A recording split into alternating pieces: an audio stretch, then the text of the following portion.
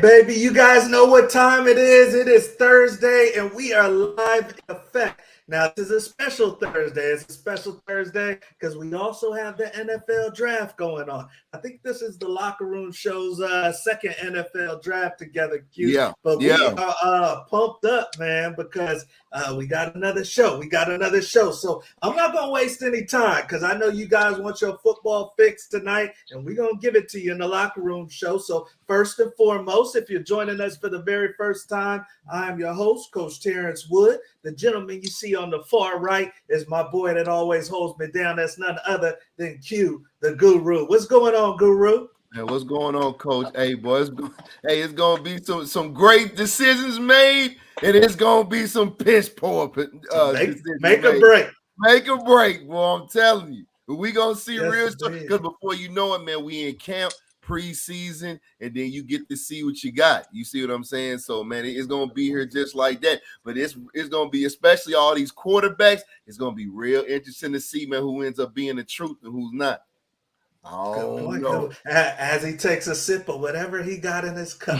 Whatever he got in his cup. But let's talk about the one that we all came to see, the one that tonight's show is all about, man. If you're joining us for the first time, we always bring in the best of the best, you guys, from the football industry. People to lace you up, give you some game that they may not talk about on ESPN or Fox Sports. Some real locker room show stuff. And tonight we've got a very, very special young man that I'm actually fond of because we played at the same university, the University of Colorado, where he was a star there, All-Pac 12 performer, originally from Florida. And now, you guys, he's doing big-time things in the UFL. The UFL, the Rocks League, and some ballers in that league. And he's been making plays every single weekend, you guys. Grading out as one of the top defensive players in the league currently. And that is none other than the great Carson Wells. What's going on, boss?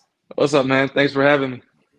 Oh, no doubt. I've been wanting to have you on, and I know you're super busy, man. So we really appreciate you taking the time tonight. No doubt. Yes, indeed. So let's get into it, man. I mean, if you're joining us for the first time, I see some people already coming on in. The great Jimmy Rucker's going on. He says, Jimmy already. Jimmy already mad. He said, Jimmy big man, right? He already mad. And then the great Sadike Green Jr., very excited about this young cornerback out of LA, used to play for Herm Edwards, and now he's going to get his next home here pretty soon. And we're going to talk about some good stuff for you, Sadike. So thank you for joining us tonight. But once again, we got the great Carson Wells with us, you guys. And excited to get some information, some knowledge, and some expertise from this young man. So let's get into it, Carson. For those joining us, all the topics are on the bottom ticker. And the first one, Carson, is the college decision. The college decision. You're from Florida, man, where you get to do some fishing. You get to put your toes in the sand. And then you decide to go all the way to Boulder, Colorado, where it gets a little nippy. Great place to play, though. But I wanted to ask you, man, when you really think back about that decision, Carson, give me maybe 3 or 4 factors that really played into you landing in Boulder. Yeah, so like coming out of high school, I was my junior, senior year, first team All-State, whatever. I wanted to go to Florida. That's where both my parents went to school. My grandpa ran track there. Like that's where I wanted to be. I think they knew that as well because they just kept leading me on. So I never got Florida State, or Miami. So I had USF, UCF, FAU, FIU, and then since I didn't get the big 3, I was like, I knew I could play football at a Power 5 level. And my top 2 after that was Colorado and Oregon. And I almost flipped to Oregon because the coach that was recruiting me the most at Colorado was Jim Leavitt, the DC at the time. And he went to Oregon and teamed up with Coach Taggart, who was recruiting me heavy at USF too. So I was a gnat's breath away from flipping to Oregon. But Colorado just felt right. I mean, from my first visit out there, I mean, Terrence, you can't beat Boulder. And I feel like it's a great place to grow and on and off the field. I mean, there's plenty of resources for everything. Like you said, I was a big outdoors guy too. So, I mean, the flatties right there was just, I mean, me and my roommate Nate would go fishing all the time, like everything, just being outdoors, hiking. Yeah. Amazing right there. What would you give to, because I know everybody's situation is personal, when they make their college decision, but to a young man listening tonight, whether live or recorded, that's maybe making a decision right now, he's in the portal or what have you, what would you say to really pay attention to? I wouldn't pay attention to the coaches as much, especially nowadays. It's a revolving door. I feel like I would just go to wherever you feel is the best place for you to succeed on the field and off the field. I mean, whenever I'd step foot on Boulder, like I just you knew in your heart. Like my parents kind of wanted me to stay closer to home, go to USF, which was like an hour down the road. But I was like, no. College. Once I stepped foot and saw everything that Boulder had to offer, I knew right away that was the one. Wow. So yeah, it's gonna be some intuitions, you guys. It's just that feeling. You're gonna be the one living it, nobody else. So great advice right there, Carson, and really appreciate. Glad you didn't flip. Glad you didn't flip. Oregon's been bothering us lately, man. Don't tell me you would have went to Oregon. So I do want to mention this though, because on our last episode we were mentioning in regards to coaches about still not burning bridges though, because you never know where coaches will end up. You see what I mean? Because a coach might end up where you're trying to go. He might not be where you're trying to go while he's recruiting. The flip of a switch, something happens or whatnot, and now he ends up being at a university you really want to go to. Him recruiting you at a school he might have been at that you didn't want to go. Then these coaches will definitely remember you on that too. So just something I wanted to point out that we definitely mentioned on our last episode. Yeah, it's a small world in the coaching world. It is, man. All travel together. Yeah. It was cool. My old defensive backs coach from Colorado is at West Virginia now, and he was at a high school game recruiting a couple of our guys, and he saw me on the sideline, and we came over and chopped it up. See, like, you just never know when you're gonna see somebody again. Facts, and it's just like that. There. Yeah. For sure. And it was good you didn't go to Oregon, because I know Taggart wasn't there long, so that was a good deal too. Let's get on to our next topic, you guys, and just really excited to have this young man on. The great David Walker's checking in. What's going on, superstar? Speaking of going to college, that's one of our young offensive linemen. He's getting set to go off to college. Good show for you to tap into, Big Dave.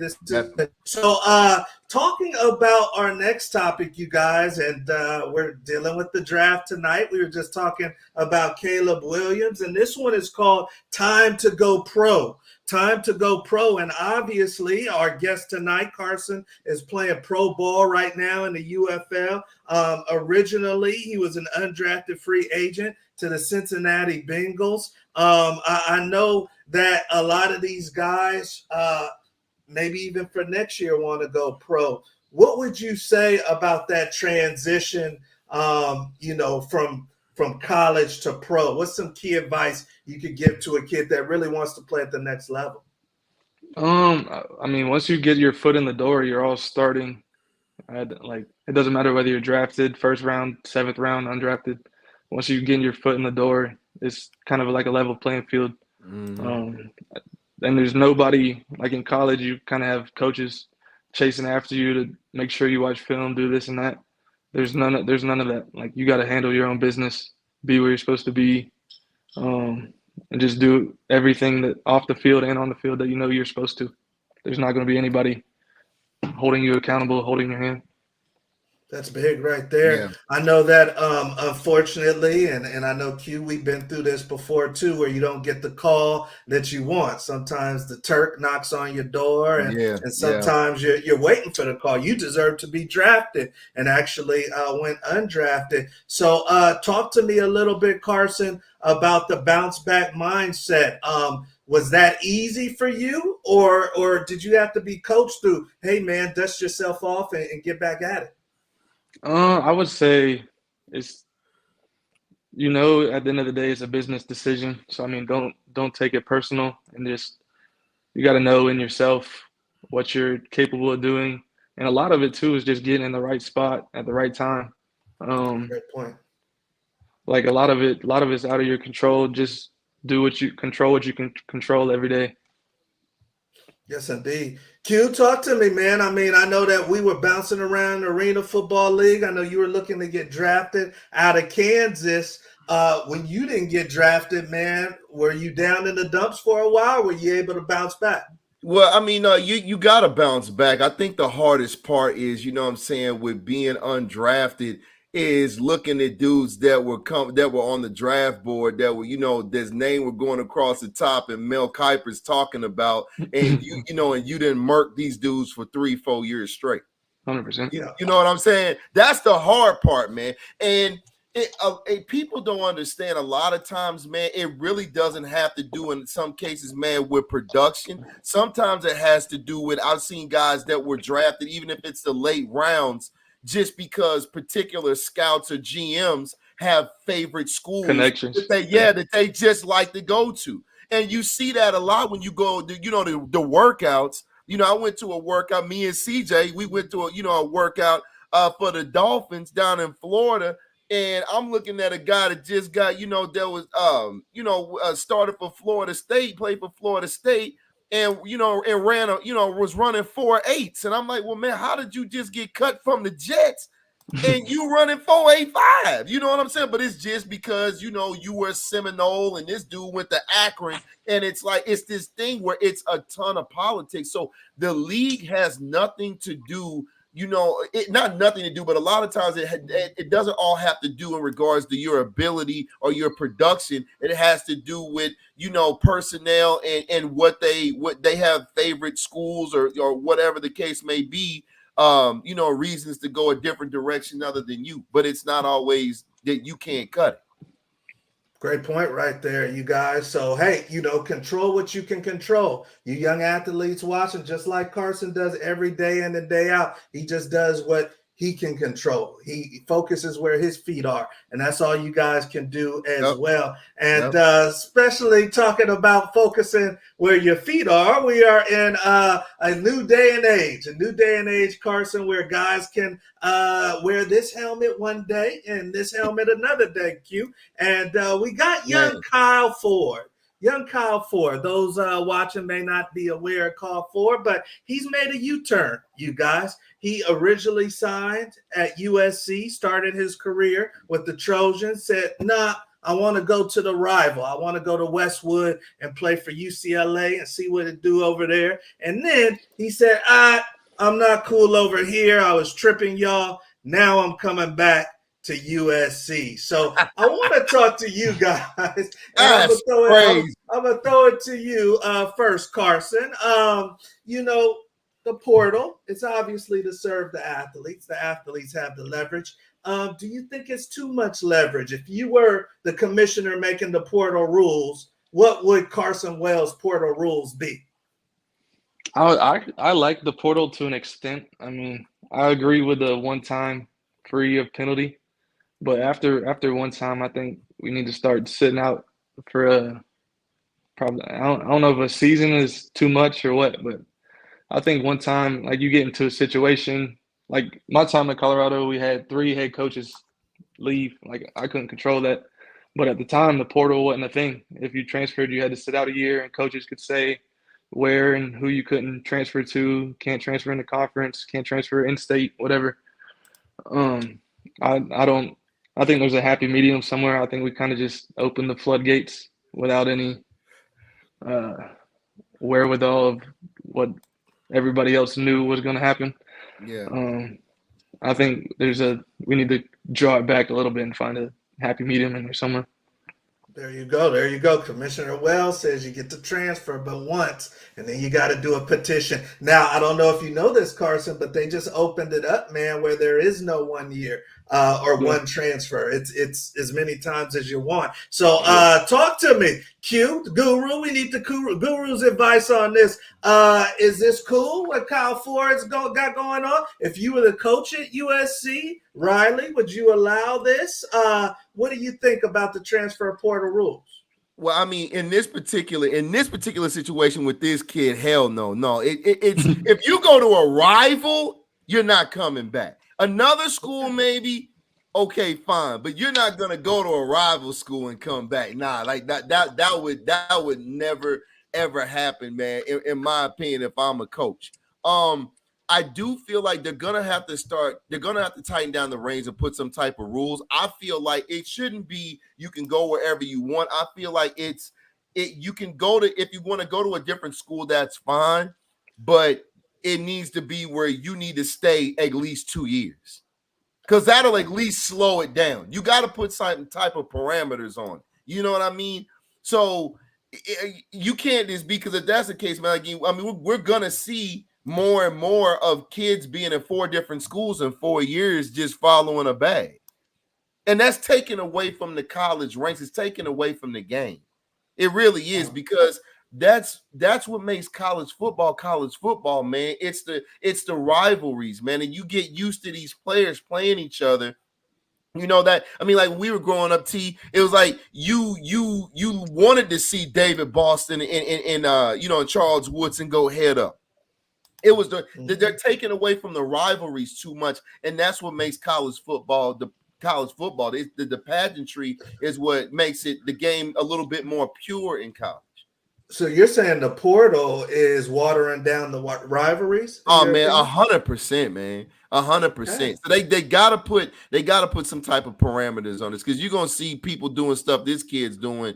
I mean, 4 years straight, and that's not cool.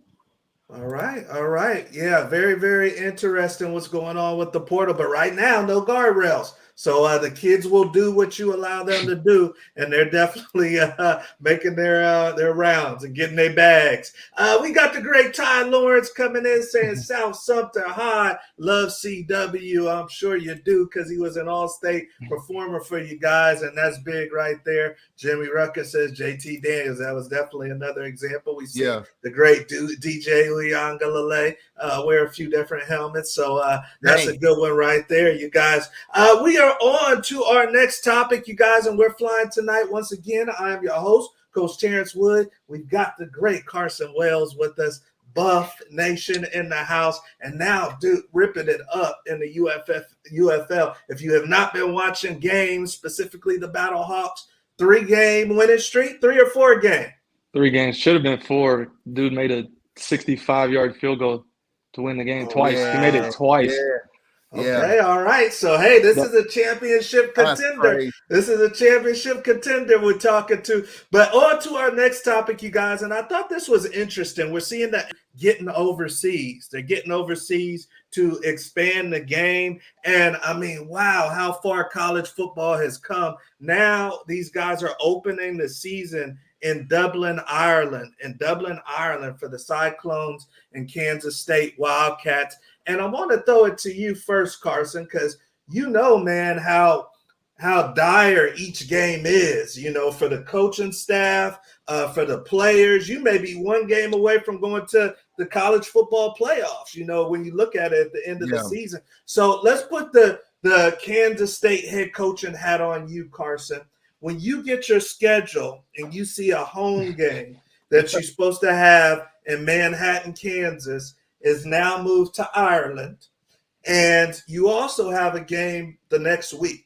Are you happy? This is a great experience. Are you happy for the team, or are you feeling a certain way?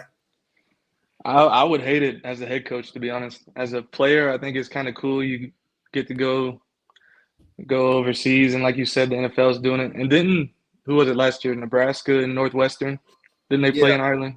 Yeah. So, I mean, I think it's a cool experience for the players. But as a head coach, I would hate it. I mean, that's just added distractions, added everything else you got to worry about. And I would hate it. As a fan over here, I would hate it too. Because, I mean, like you said, you only get there's 12 guaranteed and maybe, 5 or 6 at home. Yeah. Taken away from students and the fans that have supported for a long time. So, I mean, it's a kind of a mix-up. As a coach, though, I would hate it. As a player, it'd be all right. But I think they should do it like week 0 because, like you said, you got to go to Ireland and fly all the way back. That messes up your whole next week of routine. Yeah. Great point. Talk to me, Guru. I mean, obviously, you want to sell your program, and this is something you can sell that maybe the other programs can't to a recruit. Is this a good thing for Coach Guru, or is this I wish I could pass? Yeah, I definitely can agree with that. I wish I could pass on that. I mean, man, you got jet lag. It takes a lot to not only play a game, but you have to play a game, and that's a long flight, and have to try to physically recover and get right back into next week with film study, and everything. That's a huge adjustment on these kids, man. So no, as a head coach, I would definitely pass. But if they put it on the schedule, you do what you got to do, do it the best you can. But that's tough, man. That's tough. Jimmy, I was thinking about that too. Like, if they're gonna make this like a classic annually, then they need to isolate Notre Dame, because marketing wise, that makes sense. That's the only team that makes absolute sense. But whoever other team is picked, it needs to be whoever's picked versus Notre Dame, because that's a brand that they can actually grow over there, man. That makes sense. So yeah, Jimmy, I can agree with you on that for sure. That would be awesome. Yes, indeed, and obviously Notre Dame's got a lot of leverage, and absolutely has done things outside of the box. So maybe they will catch on to that. Very, very interesting topic. I mean, the world that college football players get to live in today is a beautiful world, and you guys soak it in and take advantage. We are on to our next topic, you guys, and it is the lightning round. The lightning round, where it goes down every single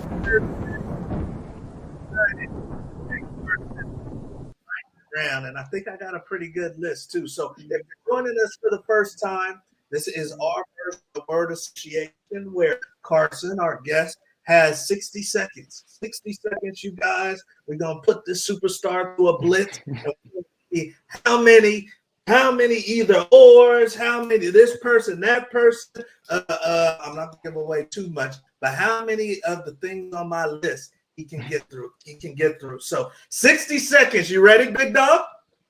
Yep. All right, cool. All right, man. Time to lock in. This is a smart dude. He just said time to lock in. It's smart dude. I'm talking 4.6 in high school, couple degrees, may even have a master. So when he says lock in, it's different than most people. So I'm a little scared right here, but let me get the stopwatch ready and get this baby ready to go. Oh, they got a new stopwatch cute tonight on Apple. They upgraded me, baby. Okay. We got the stopwatch, 60 seconds. Now, we don't just do this for fun, Carson. There's a little bit of a bet on it, and there may be somebody watching this too, if she ain't dealing with the draft. But Miss Alicia Jones has our record right now, which is 17. If you can get 17 in 60 seconds, then we owe you a dinner out there in Dallas, Texas, okay? Sounds good. Right. All right. So let's get the list now. 17's the number, but we even 16. You're in the mix. Actually, I shouldn't short Clyde Logan, Coach Logan too. They tied. So they got to have a tiebreaker, but it may be a three-way tiebreaker. It could be. I don't want to short you. I don't want to short you, Coach Logan. So right there, we got Carson at 0. And he's going to say, you guys, the first thing that comes to his mind, unfiltered. All right. Number one, Carson.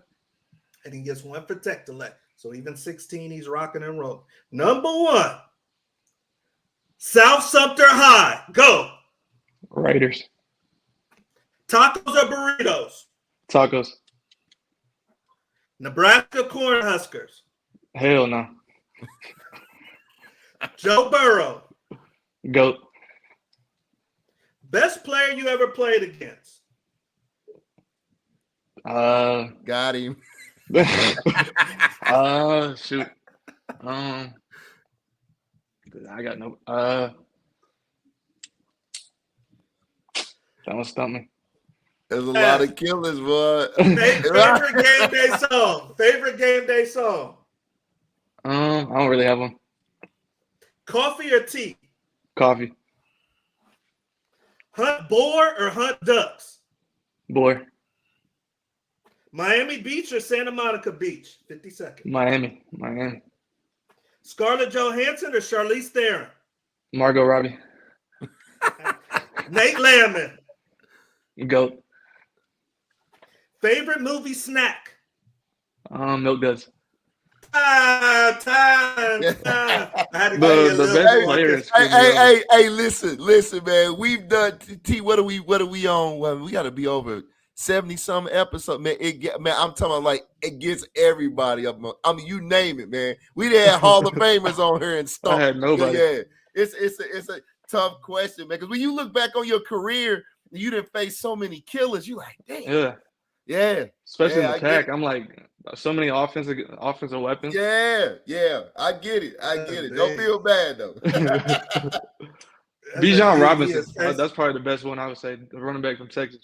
Oh yeah, he's a dog. Yeah, we played him as a freshman too, and I was like, this dude's the real deal.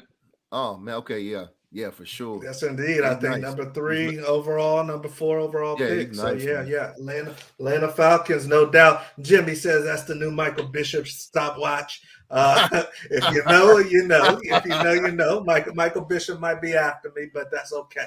All right. So we are on to the next topic, you guys, and we appreciate Big Carson going through that one. That was fun. And this is our audience Q&A. So, hey, if you're joining us live and you've got a question for the superstar, feel free to put it in the comment section. Comment section is open. But I know the guru has a great question for Carson. Definitely. So Carson, what I wanted to ask you was, man, is when because a lot of guys, man, get frustrated in their career, and it's just what exactly, man, kept you going? When the Turk, comes knocking, man, you in Cincy or whatnot, know damn well you should have made that 53, man, which we know it. But mentally, man, how did you be like, damn it, no, we gonna keep pushing, man, we gonna keep balling? Because a lot of kids, man, on that first go around, man, they get released. Man, they give up. They give up on the game. So mentally, man, what kept that grit in you to keep pushing, man, and keep balling and strapping it up? I would say I have a great support staff back home. I mean, come from like a small town, and every time you go back home, everybody's asking how you doing. Yeah, it's something. Even though it sucks to tell them what's going on, like they care about what's going on. Yeah, and I mean, I grew up. I don't know if y'all know this, but I grew up on a ranch. Okay. So, I mean, you kind of had to work for everything you ever really had. Yeah. So I mean, that's just been instilled in me since I was knee high to a grasshopper. Yeah. That's what's up. That's what's up, man. No, that's dope, man. And like I said, man, you know what it is, man. Keep pushing. You know what I'm saying? They go that, man. They're gonna come back and get you. They're gonna have to, because it's one thing, man. I know it sounds old school, you young players, but film don't lie. Film don't never lie. Facts. So, man, look, from me to you, man, keep making plays, man. You'll get back for sure. And a league like this too is good to, like, I never played special teams really in college. Kind of just skip to starting. So a league like this, like, gives you that extra film that maybe you weren't able to provide in college. Yeah, for sure, man. And like I said, it's, man, make no mistake. I mean, y'all that haven't tuned in, man, of course, me and Coach T are constantly watching, but man, it's some ballers in this league, man. You gotta check it out, because it's the same thing, man. With our guest tonight, a lot of these kids should be on that 53-man roster, man. And this is, like you said, Coach, it's 53. I don't know why it's 53, but it is some bona fide killers in this league, man. And they definitely deserve a chance, man, to get back in the league, man, and prove themselves, that they worthy, man, of being there, man, because they deserve it. No doubt, right there. Definitely some buzz, and it's entertaining too if you guys, and it gives you different perspectives. You get a lot more insight to the athletes during the game. So I enjoy it. We've got the great Ty Lawrence joining us, and he says, did South Sumter High prepare you academically and athletically for Colorado? That's my old head coach from high school. Oh, okay. Plug it, coach. Plug it, right. That's my guy. Right. I would say we did a good job. I went 2,000 miles away from home, and coming home was never even never even a thought in the back of my mind. So I know I was prepared. Yeah.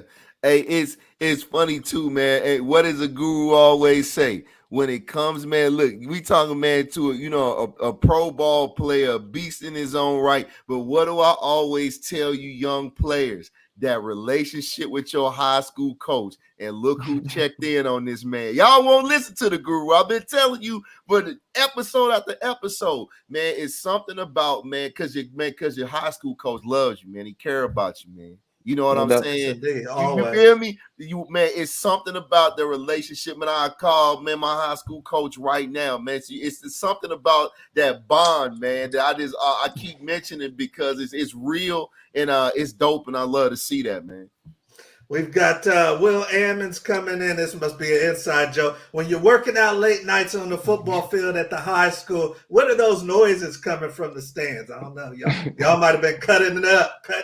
Yeah, that's another episode. There's some ghosts. We're convinced there's some ghosts over there. Uh-oh. That was the quarterback that threw the interception and lost the state championship. That's his ghost. The great Will Ammons, thank you for joining us. But no, super, man.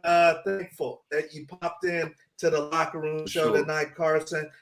Been watching you, Buff, but going to continue to. We wish you the best of luck with the rest of the season, man. Yes, sir. Appreciate y'all having me on. Yes, indeed. So, you guys, that is the great Carson Wells, and we're going to let him go because I know that he's got some game planning to do, Q, and getting ready for his next game. But superstar, man, and you hit the nail on the head.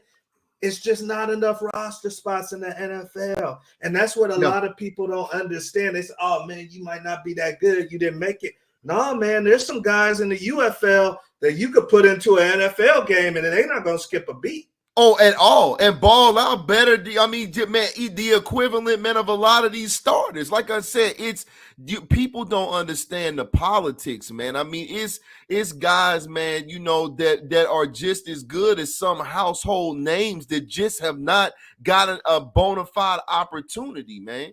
And we can name a bunch of guys, man, over the years, man, that have come, like Kurt Warner. They come in, these dudes didn't just get good overnight. They were that cold from the get-go. He was all the fame. Man, right. They just didn't get a legitimate opportunity, man, because of the politics of it. That's how it is in the league, man. It just is what it is. So talk to me a little bit, Q, then, for the young man that is wondering whether or not he should hang it up. Maybe I haven't got the call yet. Maybe I'm in the UFL. I'm in Canada. I haven't got the call yet, but I don't know if I should give it am I legit or should I hang it up, man?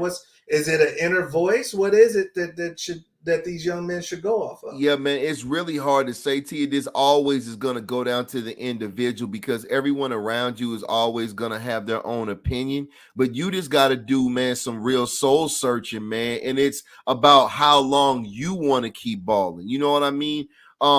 But you have to understand too, like a league like this, even when we were coming out of school, that would give an opportunity to great ball players that just didn't get opportunities to stick on that 53-man roster. This league didn't exist. You know what I'm saying? So it's like this league, in addition to the CFL, you have more opportunities to gain film in order to be picked up and get an opportunity back in the NFL, probably where a lot of these kids belong in the first place.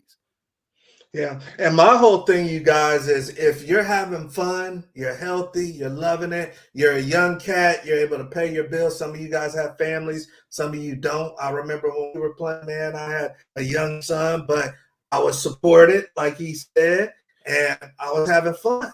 So ain't no reason to hang it up, man. Because once you hang it up, you hung it up. Yeah. So absolutely, man, absolutely. So it's, I mean, and again, man, I mean, it's hard to say. I mean, I don't know if this league will ever rival the NFL, but I mean, I obviously being a guru and and understanding the history of the game. I mean, man, I always look all the way back to the '80s, man. Like, man, the USFL, back when Herschel Walker and those guys first started the USFL, man, they would crush the league, the NFL. Like that was.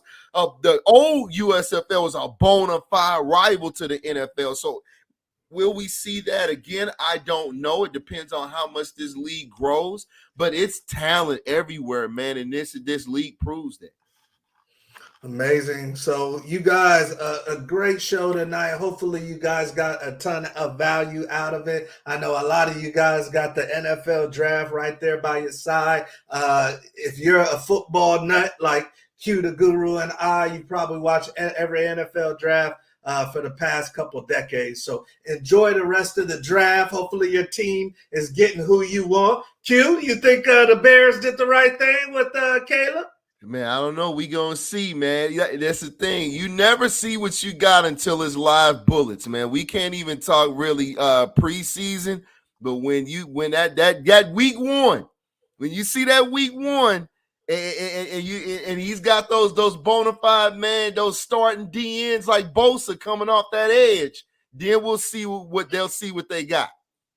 There you go. All right. So we'll wait for week one. Yeah, hopefully man. You guys enjoyed the show, and we will definitely see you next week with another amazing guest. Please, if you haven't already, like, subscribe, and share. This is a labor of love for the Guru and I, and every single week we want to bring you the best of the best. We want to get this in front of as many athletes, parents, coaches as possible, you guys. So help us blow up the community, help us blow up the show. Also brought to you by NILLLC.org.